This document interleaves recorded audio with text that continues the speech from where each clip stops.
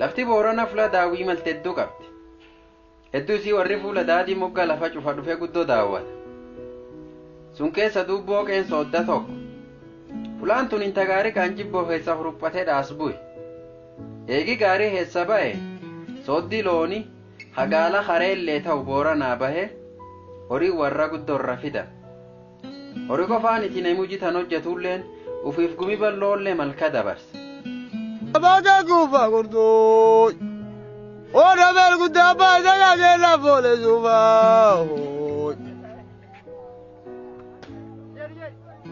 akabate gurdu ada maru bule gurdu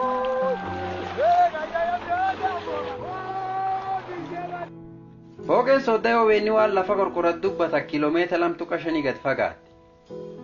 Garsaati tokkoof waa'ee jidduu deeman. Buutii namayyuu hawaan isii hin beekne gudduun furditi. Wanni akka gaala isii iyyuu ittiin laallatu. Harreen ammoo geejjib qara kanamitti qarqaara. Fulaan tuniin lamaallee guddoo midhaatti. Raasaan isii taayojja ganna qalbii nan foorfachiifti.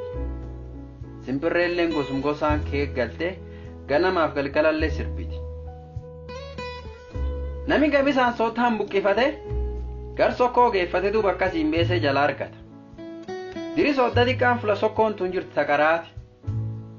Nami gari ammoo hartu qofaaniti. Agdubluqi, hameegga, borboriif dhaasillee geeffate gurgurata. Tanumaan bultii warri fi qajeelfate ijoollee ofiillee barsiifata. Nami hariyyaa dambal diidaati kaase ak ijoollee huccucuuf fulataniin dhufu. Hojiin tun kophaa nam dhibbi. Beenni halchaa walir qabate duraattoo. Hojja gannafa habisaan guddoo eddatan malee danda'anii uumaman ba'an. Bifsoodda gurraattiif culkiillee heessa buqqifatanii qomaa qabatanii heessa oliin ba'an. Duubi yoos dhaattuu walitti qabatan. Aginni ruukkatu as. Nami hagari funnaaniif gurrallee cuqqaallate bisaan kan keedduudha. Hagari immoo waan akkasii homaattu hin daru. Tanum malee hojii cufayyuu guutu.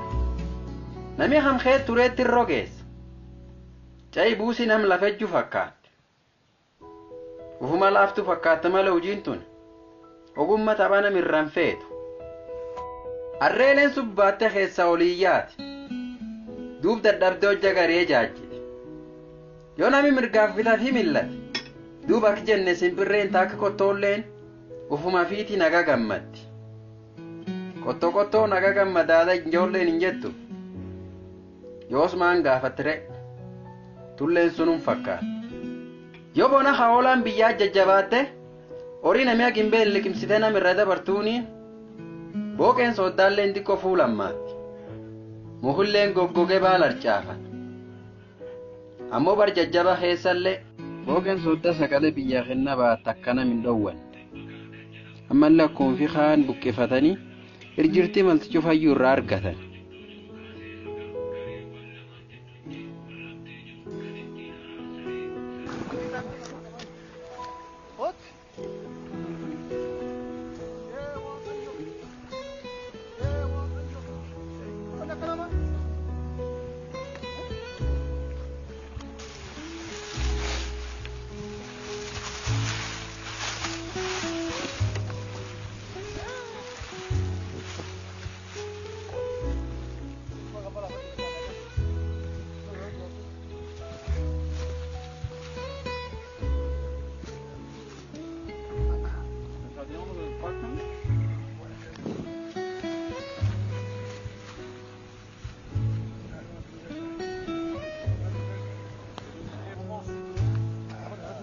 Duub guyyaa har'aatti viidiyoo dokumentari gabaabduu tanaa waan booqe soodda laalle.